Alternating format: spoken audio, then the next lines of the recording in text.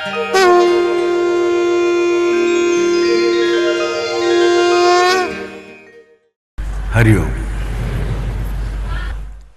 आणि आजची जी दोन नावं म्हणजे या सेनापतींची नावं आपल्याला बघायची आहेत, ज्या खर राक्षसाच्या दोन सेनापतींची नावं ही कळ लावणारी नाव आहेत.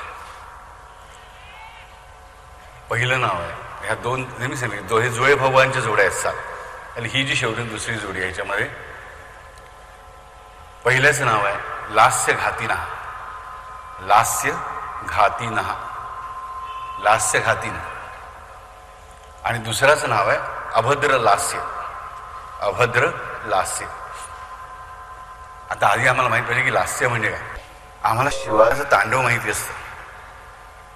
शिवाच्या नृत्याला आम्ही तांडव म्हणतो, तसं पार्वतीच्या नृत्याला लास्य म्हणतात. पण लास्य म्हणजे पार्वतीचं नृत्य नाही आहे केवळ, तर भक्ताने आपल्या परमेश्वराला रिझवण्यासाठी परमेश्वराच्या नामस्मरणात गुंतून जाऊन तो जे नाचतो त्याला लास्य म्हणतात. आम्ही जेव्हा जय जय विठ्ठल श्रीहरी विठ्ठल कुठल्याही गजरामध्ये बेभान होऊन नाचतो ते नाचणं म्हणजे लास्य आहे. पण लास्य म्हणजे केवळ शारीरिक कवायत नाही, तर ते मनाचं नाचणं आहे, ते प्राणांचं नाचणं आहे. माझ्या देह मन बुद्धीचं एकत्रित नाचणं म्हणजे लास्य. कोणासाठी? तर परमेश्वरासाठी. तर लास्य घातीनहा आणि अभद्र लास्य. तर लास्य घातीन म्हणजे ह्या लास्याचा जो घात करतो तो म्हणजे भक्त जे भगवंतासाठी नृत्य करत असतो, म्हणजे फिजिकल कवायत नव्हे, भरतनाट्यमचं अरंगेतन नव्हे, तर तो भक्त त्याचे हात टाळी वाजवत असतात, पाय थिरकत असतात, मन परमेश्वरामध्ये रममाण झालेलं असतं, परमेश्वर चरणाशी बांधलेलं असतं आणि बुद्धी फक्त त्याला स्वीकारत असते. अशी जी त्याची लास्य अवस्था आहे, त्या अवस्थेचा घात करणारा हा राक्षस आहे लास्य घातीना. आमच्या आयुष्यामध्ये आमचं नृत्य लास्य का होत नाही? कारण हा लास्य घातीन कार्यरत असतो म्हणून. हा लास्य घातीन जर कार्यरत राहिला नाही खराचा सेनापती, तर आमचं जीवनातच संपूर्ण लास्य होईल. आणि ज्या क्षणी जीवनाचं लास्य सुरू होतं त्या क्षणी शिवाचं तांडव थांबतं. हा महत्वाचा नियम आम्हाला कळला पाहिजे. पार्वतीचं लास्यमुळे सुरू होतं, त्या शिवाचं तांडव जेव्हा अधिकाधिक उग्र स्वरूप धारण करतं त्या शिवाला शांत करण्यासाठी, त्या तांडवाचे संहारक परिणाम दूर करण्यासाठी असं हे लास्य. आमच्या आयुष्यामध्ये अनेक वेळा दुःखांचं संकटांचं तांडव माजलेलं असतं आणि ह्या तांडवाने आम्ही भयभीत झालेलो असतो. हे तांडव थांबवायचं कसं? हे संहारक, दुःखदायक, तापदायक, वेदनाकारक असं तांडव दुःखांचं थांबवायचं कसं आम्हाला कळत नाही. परंतु त्याचा उपाय एकच असतो आणि तो म्हणजे जोपर्यंत भक्ताच्या मनातली पार्वती म्हणजे भक्ती लास्य सुरू करत नाही तोपर्यंत शिवाचं तांडव थांबणं शक्य नसतं. हा महत्वाचा नियम आम्हाला माहित पाहिजे. तांडव जोपर्यंत लास्य चालू आहे तोपर्यंत कधीच सुरू होऊ शकत नाही. लास्य थांबतं म्हणूनच तांडव सुरू होतं. लास्य थांबतं तेव्हाच तांडव सुरू होतं आणि लास्य सुरू झालं की तांडव लगेच थांबतं. आणि हा जो लास्यघाती नावाचा राक्षस आहे, हा जो खराचा सेनापती आहे, तो नेहमी सदैव आमच्याकडून हे लास्य कसं होणार नाही, लास्यघाती म्हणजे लास्याचा घात करणार, आमच्याकडून हे लास्य होणार कसं नाही ह्याचीच काळजी घेत असतो. आणि ह्याची सुरुवात अगदी लहान लहान गोष्टींपासून होते. पहिलं म्हणजे आम्हाला लाज वाटते देवाचं नाव घ्यायला.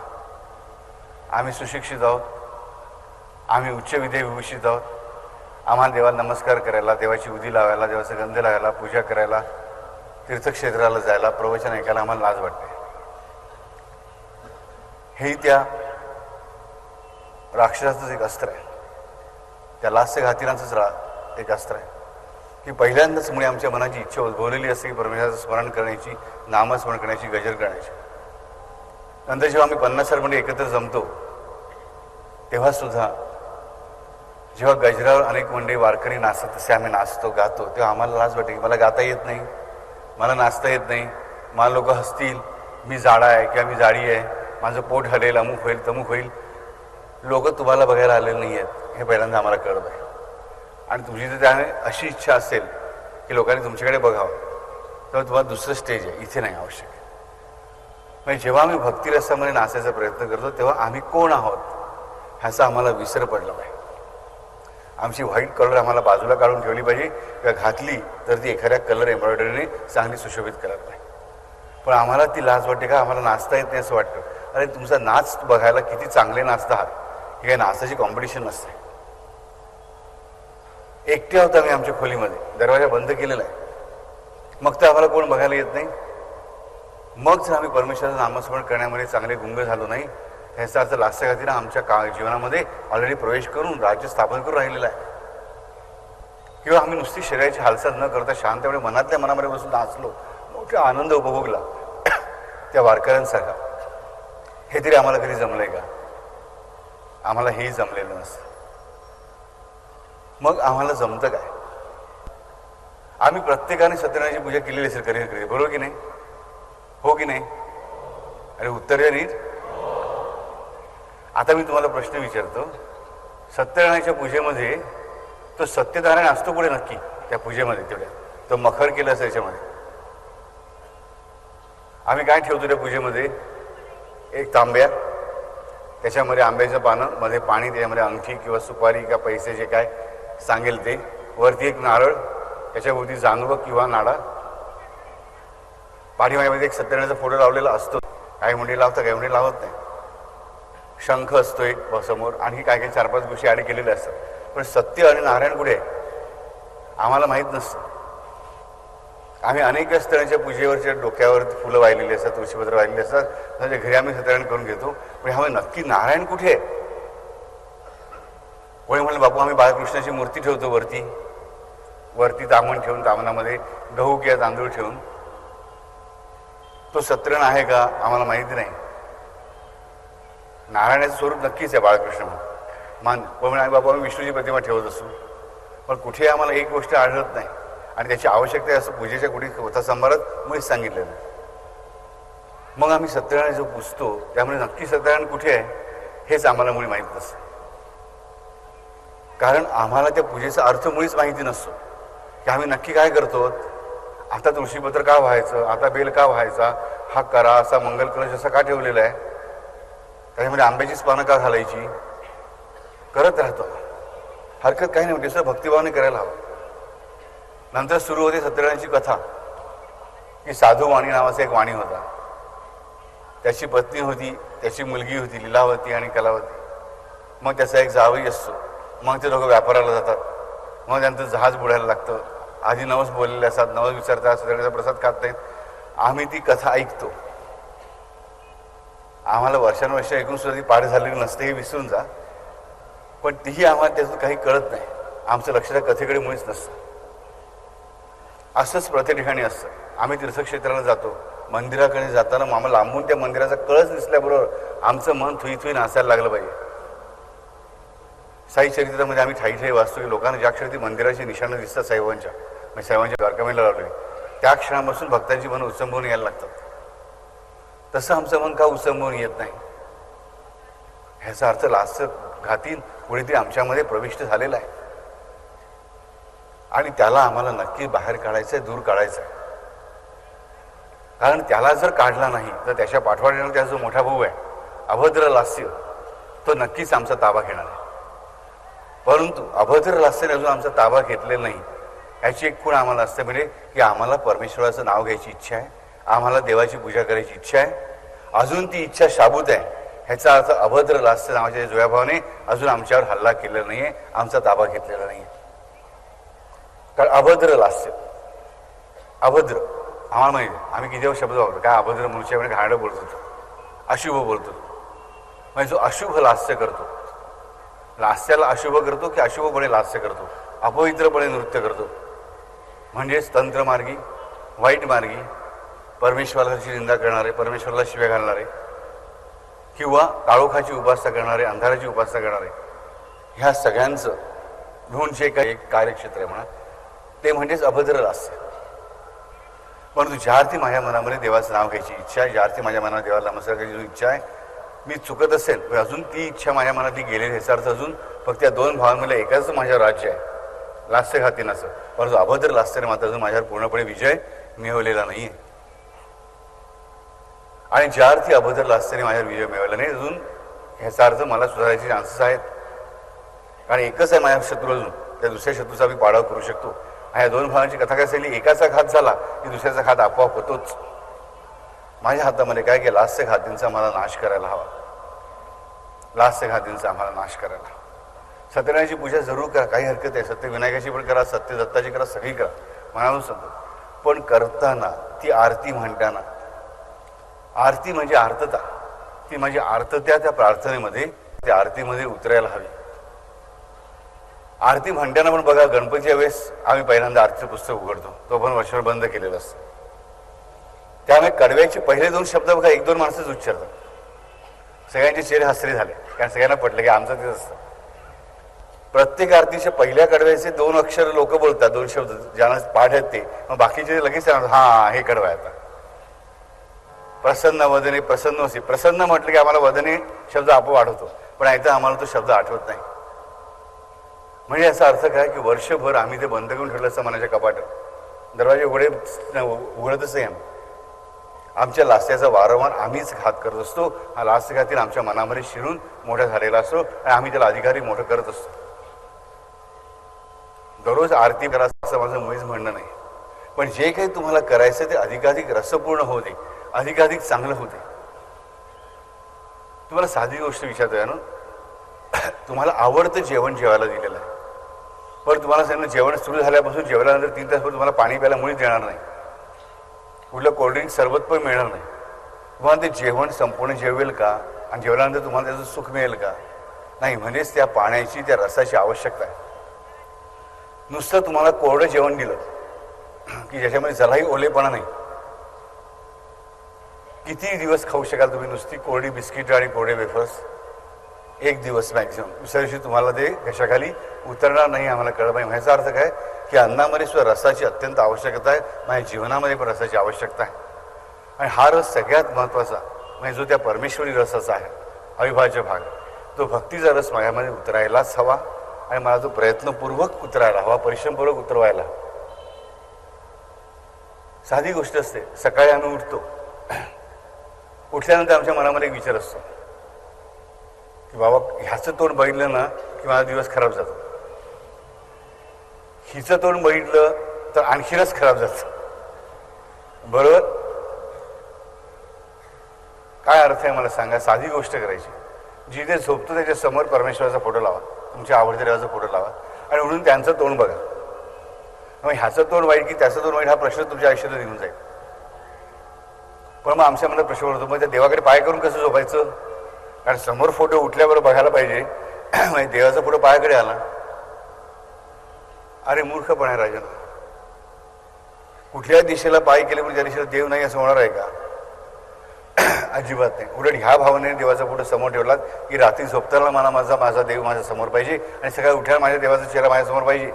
तर ते तुमचे पाय देवाला, मोठ्या आई लेकराचे पाय जसे आईला वाटतात तसेच वाटतील, पण आम्ही त्याच्यामध्ये अडकतो आणि रस घालून बसतो. सकाळचे उठल्या उठल्या प्रसन्नपणे साईनाथांचा चेहरा, कृष्णाचा चेहरा, रामाचा चेहरा बघण्यामध्ये किती सुख आहे मला सांग. पण ते आम्ही नाकारून बसतो. आणि साधी गोष्ट पण आम्हाला करता येत नाही. बऱ्याच ठिकाणी मी बघतो की देव फक्त देवघरामध्ये, बाकी देवाचा एखादा फोटो आम्हाला ड्रॉइंग रूम मध्ये लागायला आवडत नाही. का ते लोक काय म्हणतील, लोक काय म्हणतील जेव्हा संकट येतात, लोक येतात तुम्हाला तारायला? नाही, आम्हाला तोच येतोय, आम्हाला कळलं पाहिजे. देवाची जागा काय फक्त स्वयंपाकघरात एका कोपऱ्यासाठीच आहे मला सांगा? एखाद्या छानसा फोटो हॉलमध्ये असते विराजमान झालं, त्याकडे काय बिघडलं? आमच्या बेडरूममध्ये 2 ठिकाणी असतं, ते बिघडलं कुठे? पण नाही, आम्हाला असं वाटतं की ह्यामुळे मला लोक देवभोळा म्हणतील, लोक मला अंधश्रद्धाळू म्हणतील. अरे म्हणू द्यात, सरळ कबूल करायचं मी आहे अंधश्रद्धाळू. माझी श्रद्धा आंधळीच आहे, मला सूरदासच व्हायचं आहे. कारण डोळे असून घाडे शिवून जगणाऱ्या माणसापेक्षा डोळे नसलेला सूरदास लाखो पटीने परवडलं हे आम्हाला माहीत आहे. पण आम्हाला त्याची लाज वाटते, हे पहिल्यांदा आम्हाला दूर करायला पाहिजे. हा सकाळी उठल्यानंतरचा फोटो जर आमच्या डोळ्यासमोर तोच दिसला, रात्री झोपताना तोच नजरेसमोर राहिला, तर रात्रीच्या स्वप्नांची काळजी पण तोच घेणार आहे, मला कळलं पाहिजे. रात्री मग घाबरून कोरडपुढं आम्हाला उठावं लागणार नाही, बापरे हे स्वप्न पडलं ते पडलं. आणि आम्हाला स्वप्न कशी मी करतात, कोणी चोर मागे लागलाय, कोणी लुटतोय, कोणी मागे लागतोय. बऱ्याच जणांना अशी सवय असते की झोप लागता लागता पटकन जाग येते का, आपण खूप वरून खाली पडतोय असं वाटतं. बरेच जण हसले, म्हणजे मला कळलं की इकडे पण बऱ्याच जणांचा प्रॉब्लेम. हे का होतं ह्याच्या मागे सायकोलॉजीचं तत्व आहे, लक्षात ठेवा, प्रिन्सिपल आहे की ज्या मंडळींना किंवा ज्या वेळेस ज्या माणसाला असं वाटतं की झोपता होतं की आपण वरून खाली पडतो आणि तो शहरून जागा होतो, ह्याचा अर्थ त्या क्षणाला त्याच्या मनामध्ये, त्याच्या बुद्धीमध्ये भय, लघुत्व आणि शीतत्व यांची प्रचंड मोठी वाढ झालेली असते. म्हणजेच याचा अर्थ काय की त्याच्या मनामध्ये त्याच्या मनाची शक्ती, त्याच्या शरीरातलं ओझ हे खूप कमी झालेलं असतं आणि ही संकटाची नांदी असते. हा अपशकून नव्हे. ह्याचा अर्थ संकटाची नांदी म्हणजे काय, माझी मानसिक ताकद आणि माझी शारीरिक ताकद ह्याचा अर्थ काहीतरी कारणाने विचलित झालेली आहे. बेसिकली मानसिक ताकद, कारण मी वरून खाली पडतोय म्हणजे माझ्या जागेपासून मी खाली पडतोय. माझं जे काय ताकद आहे, शारीरिक, मानसिक आणि सामाजिक कीर्तीची माझी ताकद आहे, जे माझं स्टेटस आहे, त्यापासून मी खाली पडतोय ह्याची भीती माणसाच्या मनात उत्पन्न झालेली असते. म्हणून ती फिलिंग माणसाला येते. ही दूर करण्यासाठी सोपी गोष्ट आहे की झोपताना जर माझ्यासमोर त्याचा चेहरा असेल, सकाळी उठल्याने मला त्याचाच चेहरा बघायचा म्हटल्यानंतर आपोआप मी कुठेही असेल तिथून पडण्याचा चान्स नाही हे मला आपोआप कळतं. कारण मी कुठे आहे तर त्याच्या पायाशी आहे, मी कुठे आहे तर त्याच्या समोर आहे. कोण मला बघतोय तर तो मला बघतोय, मी कोणाला बघतोय तर मी त्याला बघतोय. आणि त्याच क्षणाला आपोआप माझ्या मनामध्ये उत्पन्न झालेली ही कमकुवतपणा जो आहे, ही दुर्बलता जी आहे ती नाहीशी झालेली असेल आणि मला झोप सुखाने लागेल, शांतीने लागेल. स्वप्न पडलीच तर चांगली पडतील. बऱ्याच जणांना स्वप्न पडतात नेमकी अभद्र स्वप्नच पडतात. चांगली स्वप्न पडली तर आठवत नाही, अभद्र स्वप्न माझं तसे आम्हाला उठल्यावर सगळे आठवत असतात. परंतु ते होतं का, कारण आमचं लास्य नीट होत नसतं. म्हणून पण बाबू झोपताना काय नाचायचं का बिछाणामध्ये नाही, झोपताना झोपायचंच आहे, जेवताना जेवायचंच आहे, आंघोळ करताना मला आंघोळच करायची, काम करताना कामच करायचं, हास्यविनोद करताना हास्यविनोदच करायचे, चित्रपट बघताना चित्रपटच बघायचा. तिकडे मला नामगजर करायची काही आवश्यकता नाही. जर उद्या कोणी म्हणते बाबी चित्रपट बघताना नामगजर करेन, चुकीची गोष्ट करतात. आणि नामगजर काही अपवित्र होणार नाही, तो चित्रपट पवित्र होणार नाही, काही होणार नाही. पण तुम्ही तुमची करमणूक घालून बसा. मनापासून माझ्या प्रत्येक मानवाला मनाला करमणुकीची आवश्यकता असते. म्हणजे ज्याची गोष्ट ज्या ठिकाणी योग्य ठिकाणी असणंच आवश्यक आहे. रात्री आम्ही आचरचाळीकडे बिचारा नाचायचा प्रयत्न करतो, ती चुकीचीच गोष्ट आहे, तो आचरपणाच आहे. तसं लास्याची परमेश्वराला आवश्यकता नाही, मला कळलं पाहिजे. पण लास्य म्हणजे काय, माझ्या मनाचं थुईथुई नाश. माझा मनाचा जो मोर आहे की ज्याचं वर्णन साईनाथांच्या साईचरित्रामध्ये केलेली आहे, त्या मद्रासी बाईच्या कथेमध्ये, की तिच्या मनाला मात्र भक्तीने परिपोषाने पूर्ण परिपूर्ण झालेलं असल्यामुळे तिला राम दिसतो. इतरांना नित्याचे साईनाथ, तिला मात्र राम दिसत राहतो. तशा रीतीने आमचं मन नाचलं पाहिजे, उत्संबवून आलं पाहिजे. आणि त्याच्या आड हा लास्यघाती नावाचा राक्षस येत असतो. हा लास्यघात कधी आमच्या मनात येतो, कधी दुसऱ्याकडून येतो. आम्हाला अनेक मंडळी सांगणारे असतात, अरे काय देवदेव करतो या वयामध्ये. काही मंडळी हसे संदर्भ ऐकलेत, अरे देवाचं जेवढं जास्त करावं ना तेवढं एवढं देव जास्त मागे लागतो. आणि मग चांगलं आहे देव मागे लागलं तर. भूत मागे लागण्यापेक्षा आणि राक्षस मागे लागण्यापेक्षा देव मागे लागलं तर काय वाईट आहे मला सांगा. पण आमच्या मनामध्ये अशी इच्छा असते की नाही बाबा, देव मागे लागतो म्हणजे काय, देव चांगल्यासाठी मागे लागतो. भिवू नकोस, मी तुझ्या पाठीशी आहे हे सांगण्यासाठी तो मागे लागतो. देव केल्याने काही वाईट होत नाही, ही सगळ्यात महत्त्वाची गोष्ट आहे, आम्हाला पटली पाहिजे. आणि दुसरी महत्त्वाची गोष्ट म्हणजे आम्ही किती मोठे झालो तरी परमेश्वर आमच्यापेक्षा सदैव मोठाच आहे ह्याची आम्हाला जाणीव असली पाहिजे, सदैव जाणीव असली पाहिजे. आज काही मंडळींची असा खुर्चा आशावाद आहे की एक दिवस माणसाचं विज्ञान एवढं प्रगत होईल, विज्ञानात प्रगती करत करत करत करत करत तर परमेश्वराचं रहस्य शोधून काढेल. आणि ते प्रत्येकासाठी एका पुस्तकाप्रमाणे ओपन असेल. जसं आमच्याकडे आज टी व्ही आला. 100 वर्षापूर्वी आमच्या आजोबांकडे किंवा 50 वर्षापूर्वी आमच्या आईवडिलांकडे टी व्ही नव्हता. तसं परमेश्वराचं काहीतरी एक इन्स्ट्रुमेंट आमच्याकडे आलेलं असेल. असं होणार नाही. विज्ञान जेवढी प्रगती करेल, आज समजा विज्ञान ह्या पातळीवर आहे तिथून तिचं परमेश्वरापासून जेवढं अंतर आहे विज्ञानाच्या पातळीचं, तेवढंच तिची प्रगती अधिक 100 पट झाली तर तिथून परमेश्वरानंतर तेवढंच राहणार आहे. त्याच्यामध्ये कधीच बदल होणार नाही. मला कळलं पाहिजे विज्ञान आवश्यकच आहे, पण तरी मला माहीत पाहिजे त्याच्या मर्यादाही मला नीटपणे कळल्या पाहिजेत. आणि म्हणूनच असं कधीच घडणार नाही उपकरण याद्वारे मी परमेश्वराला बघू शकतो किंवा परमेश्वराच्या विषयीचं ज्ञान प्राप्त करून घेऊ शकतो आणि परमेश्वराची अनुभूती घेऊ शकतो. नाही, असं इन्स्ट्रुमेंट परमेश्वराने स्वतः तयार करून तुम्हाला ऑलरेडी दिलेलं आहे. आणि ते इन्स्ट्रुमेंट म्हणजे तुमचं स्वतःचंच मन, जे परमेश्वर मनाशीच त्याने सदैव जोडलेलं आहे. म्हणजे उपकरण पण तुम्हाला दिलं आहे, इन्स्ट्रुमेंट पण तुम्हाला दिलेलं आहे आणि त्याची जोडणी पण मूळ सेंटरशी केली. तुमच्या घरात टी व्ही पण आहे आणि त्या टी व्हीचं केबलने तुम्ही कनेक्शन पण घेतलेलं आहे. तुमच्या हातात रिमोट कंट्रोल आहे. चॅनल कुठं निवडायचं हे मात्र तुमच्या हातात आहे. आम्ही चुकीची चॅनल बऱ्याच वेळा बघत राहतो. तसेच आम्ही आमच्या जीवनातल्या या अंतरपटावरती पण, अंतरंगाच्या पडद्यावरती पण आम्ही चुकीची चित्रच काढत राहतो, चुकीची चित्रच बघत राहतो. चॅनल आमचं आम्हाला निवडायला पाहिजे. कुठलं काय, कुठल्या सिरियल्स किती आहेत हे 100 सिरियल बघणाऱ्या लोकांना पण बरोबर माहिती असतं. ही सिरियल अमुक नंबरच्या ह्याच्यावरती अमुक वाजता आहे, ही अमुक वाजता आहे, मध्ये आजची चुकली तर उद्या किती वाजता आहे, आम्हाला सगळं माहिती असतं. पण तेच आम्हाला आमच्याच मनाचं पटल, आमच्याच मनाचं टी व्ही त्या परमेश्वराच्या केबलशी जोडलेला आहे. मात्र त्यामधला जो रिमोट कंट्रोल आहे त्यामध्ये दाबायचं असतं फक्त प्रेमाचं बटन, हे आम्ही विसरतो. त्यामुळे आमचं चित्रपट कायम हा पॉजच्याच बटनावर हात ठेवल्याप्रमाणे असतो की जे चित्र समोर आहे आमच्या जीवनाचं तेच पॉज म्हणजे स्थिर झालेलं असतं, थांबलेलं असतं. आम्हाला त्याच्या गती द्यायची, आम्हाला प्रेमाचं बटन दाबायला हवं, त्या लास्याचं बटन दाबायला हवं, तर उचित आणि आनंद उत्पन्न करणाऱ्याची चित्र आमच्या मनाच्या पडद्यावर त्या परमेश्वराचीच निर्माण होतील हे आम्हाला कळलं पाहिजे. परंतु आम्हाला पहिल्यांदा माहीत नसतं की परमेश्वराला जाणण्याचं उपकरण माझ्याकडे आहे, हेच आम्हाला माहीत नसतं. सगळेजण मनाला दोष देत राहतात की मन चंचल आहे, मन वाईट आहे. मुळीच नाही, मन चंचल आहेच, पण हेच माझं मन परमेश्वर मनाशी जोडलेलं आहे. हेच माझं मन, प्रत्येक मानवाचं मन, माझं म्हणजे अनिरुद्धचं मन असं म्हणू नका, तर प्रत्येकाचं मन प्रति किती पापी असो त्याचं मन हे परमेश्वर मनाशी जोडलेलंच आहे. म्हणजे प्रत्येक मानवाला माहीत पाहिजे की माझं मन हे परमेश्वर मनाशी जोडलेलं आहे. म्हणजे माझ्या घरात टी व्ही आहे आणि त्या टी व्हीचं कनेक्शन केबलशी मी घेतलेलं आहे. फक्त त्यामध्ये मला त्या प्रेमाची इलेक्ट्रिसिटी मला स्वतःला भरावी लागते.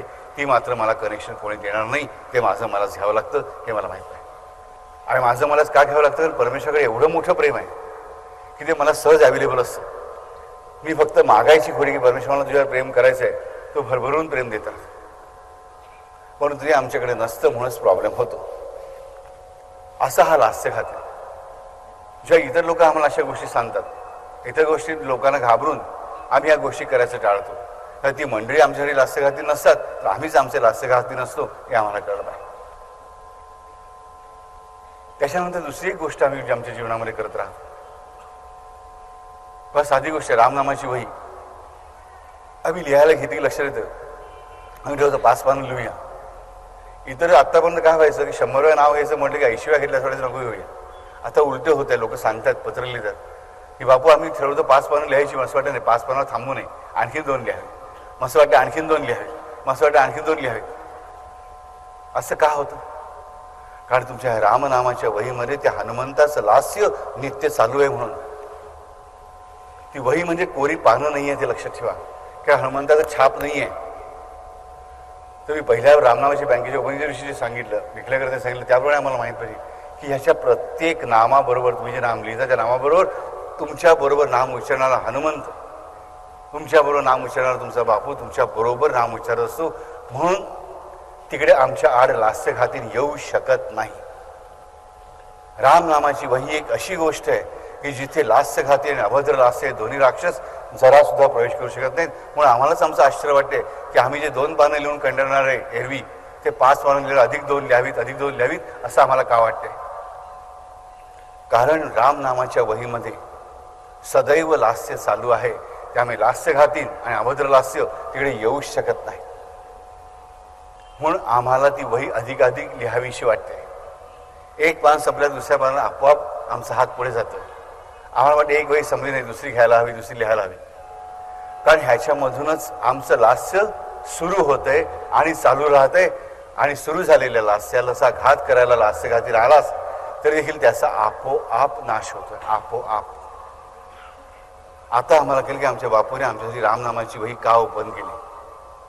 ह्या लास्यघातीन आणि अभद्र लास्य नामाच्या 2 अक्षरांचं जे आमच्या राज्य चाललेलं होतं त्यांचा पूर्णपणे समूळ नाश करण्यासाठी.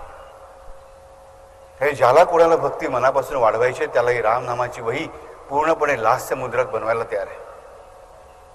खरोखर त्याचं लास्य, त्याचं पूर्ण जीवनच वही लास्य बनेल. त्याचं लास्य सुंदर बनेल आणि सौंदर्य हेच त्याचं जीवन बनेल. गंगेच्या तीरावर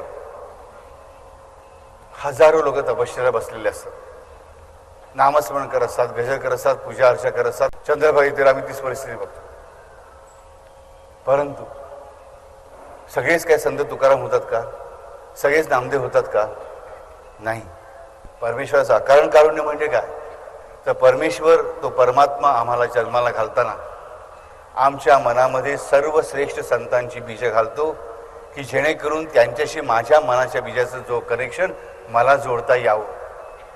मात्र कोणाच्याही मनामध्ये कुठल्याही पापी माणसाचं बीज घातलं जात नाही. ते आम्ही बाहेरून स्वीकारून आमच्या मनामध्ये पेरत असतो हे आम्हाला कळलं पाहिजे. आमचं शेतामध्ये परमेश्वराने तांदूळच लावलाय, गहूच लावलाय, फळच लावले, आम्ही तिकडे आणून गांजा आफू लावत असतो हे आम्हाला कळलं पाहिजे. आणि हेच परमेश्वराचं आकारण कारण.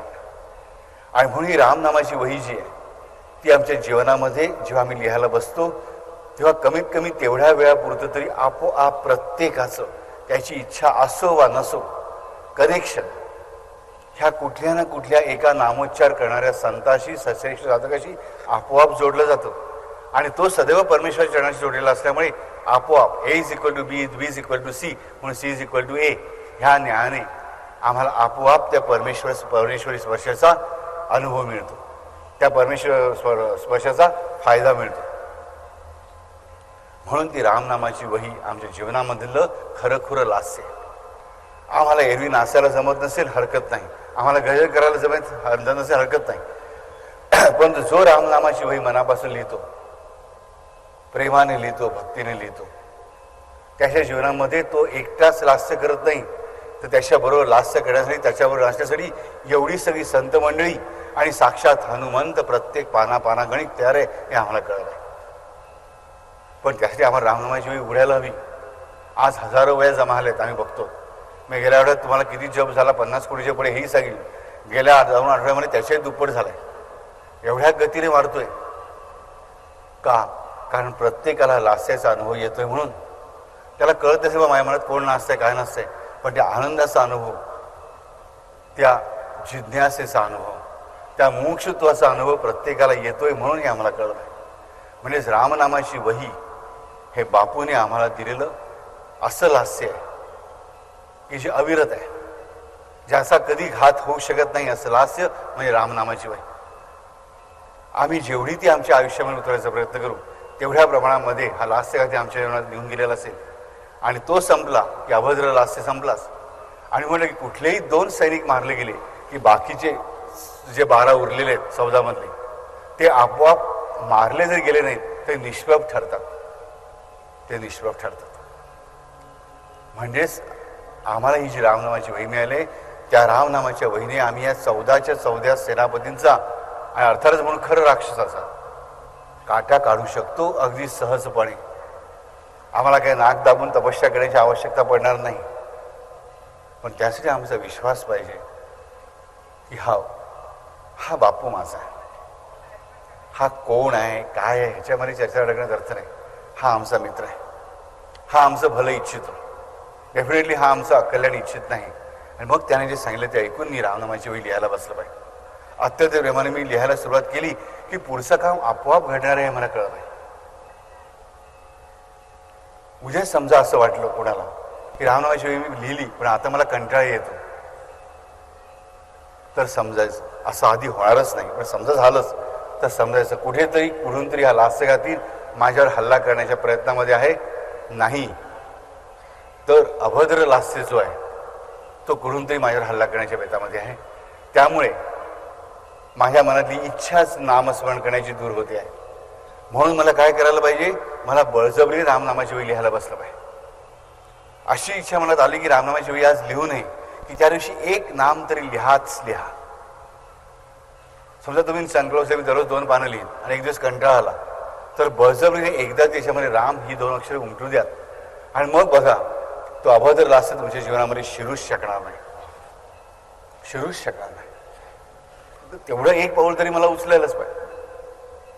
म्हणे मी ती एकदा पण रामनाम घेणार नाही आणि तरी माझ्या अभद्र लास्य नाश व्हावा, तर ते होणं नाही. तुम्ही जोर मारू लागा, दुधाची काळजी सर्वस्वी त्यागा, वाटी घेऊन उभाची मी मागा, पृष्ठभागा आहे की.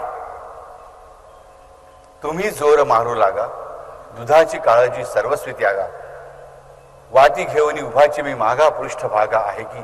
साईनाथांचे प्रत्यक्ष शब्द आहे. मात्र साईनाथ पुढे ही गॅरंटी देतात तुम्हाला. मात्र तुम्हाला असं वाटतं की जोर मी मारावेत म्हणजे साईनाथांनी मारावेत आणि दूध तुम्हाला प्यायला मिळालं तर ते मात्र मी मुळीच करणार नाही, हे स्पष्टपणे सांगतो. हा लक्ष म्हणा, तुम्ही जोर मारायला लागत दुधाची वाटी घेऊन साईबाबा तुमच्या वाटीशी उभा आहेच, पण तुमची इच्छा असेल साईबाबांनी जोर मारावेत आणि आम्ही फक्त दूध पीत आरामात बसा डोळा टेकून, ते होणार नाही. आम्हालाच जोर मारले पाहिजे. आम्हाला ज्या क्षणी कंटाळेल त्या क्षणी उलट आम्ही प्रेरित होऊन एकदा तरी ते रामनाम लिहिलं की आपोआप पुढचं लिहिलं जाणार आहे हे आम्हाला कळलं पाहिजे. कारण ही रामनामाची वही म्हणजे लास्य. ह्या रामनामाच्या वहीची जी रचना आहे, म्हणजे आम्हाला प्रश्न, बापू आम्ही दुसरी कुठे एखादी वही घेण्याच्या लिहायचा प्रयत्न केला तर लिहून बघा मी तुम्हाला फरक काय पडतोय ते. ही वही म्हणजे कागद नाही आहेत, ही वही म्हणजे बाइंड केलेले कागद नाही आहेत की ह्याची कॉपी आम्ही दुसरी कुठेतरी करू आणि लिहायला बघू तर ते होणार. त्यामध्ये ते लास्य नाही आहे. त्या वयांवर फक्त हनुमंताचं चित्र असेल, हनुमंत नसेल हे आम्हाला कळलं. ह्या वयांवरती खराखर हनुमंत आहे. त्याचा प्रत्येक श्वास हेच म्हणजे लास्य आहे. ज्याचा प्रत्येक श्वास हेच लास्य आहे, तो हनुमंत ज्या वहीमध्ये बसलेला आहे ती वहीच आम्हाला लास्य शिकवणार आहे, लास्य देणार आहे.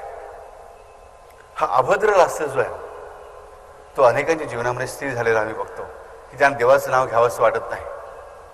त्यांना देवाचं नाव घेणाऱ्यांची चिंता वाटते, ते हेटाळणी करतात. ह्याचा अर्थ समजायला ह्या माणसाच्या आयुष्यामध्ये हा अभद्र लास्य उत्पन्न झालेला आहे. हा देवाचं नाव घेऊ देत नाही. आम्ही भाग्यवान आहोत की ह्याने आमच्यावर हल्ला केलेला नाही. मग म्हणा बापू हा अभद्र लास्य कोणावर हल्ला करतो, का हल्ला करतो? काही मंडळी जन्मताच नास्तिक असतात, काही पुढे दुःखामुळे नास्तिक बनतात. म्हणजे अभद्र लास्य परिणाम असतो का? लक्षात ठेवा, जेव्हा म्हणून तुम्ही अंधाराची उपासना करता तेव्हाच तुमच्यावर हा अभद्र लास्य हल्ला करतो, म्हणजे तुमचा ताबा मिळवतो. अंधाराची उपासना म्हणजे रात्रीची उपासना त्याचा अर्थ काढू नका. निगेटिव्ह गोष्टींची उपासना करा. क्षुद्र देवतांना आम्ही जाऊन नमस्कार करतो, खरी गोष्टींना आम्ही बळी पडतो. तेव्हा समजलं पाहिजे की अभद्र लास्याच्या ताब्यात आम्ही स्वतःला देत असतो. लक्षात ठेवा, जेव्हा तुम्ही दुसऱ्याचं वाईट व्हावं म्हणून परमेश्वराकडे हाक मारता तेव्हा परमेश्वर तुमच्या मदतीला येत नाही, अभद्र लास्य तुमचा ताबा घेतो. म्हणून बाबू आमच्या शत्रूंच्या विषयी काय करायचं?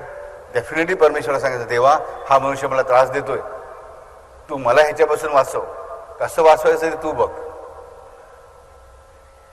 माझ्या शत्रूंचा नाश कर म्हणून जरूर सांगावं, पण असं त्याचं चोखट होऊ दे, त्याचं वाईट होऊ दे, अमुक होऊ दे, तमुक होऊ दे, असं देवाला ज्या क्षणी तुम्ही सांगता त्या क्षणी अभद्र लास्य तुमच्या जीवनात प्रवेश करतो. हे लक्षात ठेवा,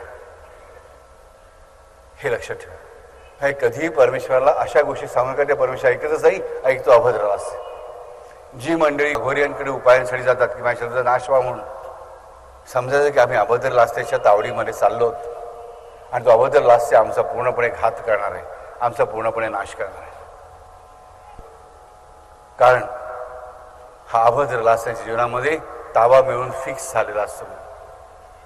म्हणजे अभद्र लास्य आमच्या जीवनामध्ये कधी प्रवेश करतो तर जेव्हा आम्ही इतरांचं वाईट चिंतितो तेव्हा. हे लक्षात घ्या. रागाच्या घरामध्ये आम्ही एकदम वाईट वाक्य बोललो म्हणून काय तर जगात लगेच शिरू शकत नाही. जर आम्ही देवाचं नामस्मरण आधी करत असतो तीही भीती वगैरे बाळगू नका. अरे बाबा काल रागामध्ये असं बोलले किंवा असं बोललो नाही तो राक्षस श्रीनाग माझ्या आयुष्यामध्ये नाही. जर आम्ही देवाची भक्ती गुरुची भक्ती मनापासून करतो तशा एक जर रागाच्या भरात बोललेल्या वाक्याने काही तो आत घुसत नाही. पण तो राग थंड झाल्यानंतर जेव्हा मी शांतपणे विचार करून त्यांना सुद्धा हे अभद्र विचार मनामध्ये आणतो तेव्हा तो अभद्र लास्त माझ्या जीवनामध्ये आपोआप शिरतो. हे लक्षात ठेव. परमेश्वराला तेवढं कळतं की माझी लेकरं सामान्य माणसं आहेत. त्यांना राग लोभ आहेत, काम क्रोध सगळे विकार आहेत. पटकन सुरू रागामध्ये 2 वाक्य चुकीची बोलली गेली असे दुसऱ्याबद्दल पण म्हणून ती तो लगेच खरी मानत नाही, तो खरी करत नाही. लक्षात ठेवा. हा विचार करा, तुम्ही त्याला बोललात की तू मर म्हटल्यावर तो मुळशी मरून पडला. तुम्हाला आज बरं वाटेल, उद्या तुम्ही घाबराल. खरं सांगायचं वाच्या स्थिती जर तुम्हाला प्राप्त झाली ना तुम्ही स्वतः घाबरून स्वतः तोंड बंद ठेवाल आणि जे बोलाल ते खरं होईल ना. हा म्हणजे आम्ही किती चुकीच्या गोष्टी बोलत असतो. मला वाच्या स्थिती प्राप्त झाली नाही हेच चांगलं आहे आणि तो पटकन आम्ही काही पण बोलत बसतो. किती वेळा आपण खबर अरे मेलो मेलो मेलो मेलो किती वेळा बोलतो हाताला लागल्यानंतर. वाच्या स्थिती असं काय होईल, पहिल्या मेलेलाच तुम्ही मेलेला असाल. बरं, ह्याचा अर्थ वाच्या स्थिती नाही आहे तेच चांगलं आहे. त्यामुळे चुकूनपणे जे आमच्या तोंडातून बाहेर पडतं ते कधीच हा राक्षस पकडू शकत नाही. पण जो विचार मी वारंवार माझ्या मनामध्ये घोळवत राहतो दुसऱ्याचं वाईट व्हावं दुसऱ्याचं वाईट व्हावं दुसऱ्याचं वाईट व्हावं तेव्हाच या अभद्र राक्षसाला या अभद्र लास्य नावाच्या राक्षसाला माझ्या जीवनामध्ये प्रवेश करता येतो. आणि तो प्रवेश केल्यानंतर काय काम करतो तर मला परमेश्वरापासून तोडायचं काम करतो. परमेश्वराचं नामस्मरण, परमेश्वराचं पूजन अर्चन हे सगळं ऐकण्यापासून करण्यापासून मला लांब ठेवण्याचा प्रयत्न करतो. मला तो अगदी मनापासून सांगतो की कधीही कोणाचा अभद्र विचार करू नका, कधीही कोणाचा अभद्र विचार करू नका. आणि त्याच्या म्हणून तुम्ही तुमचं स्वतःचं जास्त वाईट करत असता. जो शत्रू आहे जो तुम्हाला त्रास देतोय देवा त्याचा नाश कर, देवा त्याचा बिमोड कर म्हणून जरूर सांगा, पण देवाला सांगा आणि गप्प बसा. परंतु अभद्र विचारांना मात्र मनामध्ये जागा देऊ नका की ते असं वाईट व्हावं वाईट व्हावं वाईट व्हावं. हा विचार जेव्हा तुम्ही वारंवार करत राहता राजानो तेव्हा आपोआप तुमच्या मनामध्ये हा राक्षस शिरतो. सासूनाचं भांडण असो, नवरा बायकोचं भांडण असो की आणखी कोण भांडण असो, देवा ही व्यक्ती मला त्रास देते, माझं काही चुकत असेल तर सुधार आणि त्या व्यक्तीला नीट धडा शिकव हे सांगणं माझं डेफिनेट कर्तव्य आहे. आणि हे परमेश्वर नक्की ऐकेल. आमच्या डोळ्यासमोर उदाहरण आहे की कृष्ण अर्जुनाच्या बाजूने उभा राहिला आणि त्याने दुर्योधनाचा नाशच केला, जरासंधाचा नाशच केला. परंतु कधी सर्व पांडवांनी कधी त्यांचा द्वेष होऊन ते वाईट होते असा विचार केला नाही. म्हणून हे आम्हाला कळत आहे. म्हणून परमेश्वराने स्वतः डोक्याला जबाबदारी घेतली की मी तुमच्या बाजूला येतो आणि लढतो. त्याच्याकडे सैन्य होतं, तो होता. अर्जुन आणि दुर्योधन दोघेही आले होते मागायला. त्याने बरोबर अर्जुनाला योग्य ठिकाणी बसलेला बघून त्यानुसार आपलं बोलणं फिरवलं.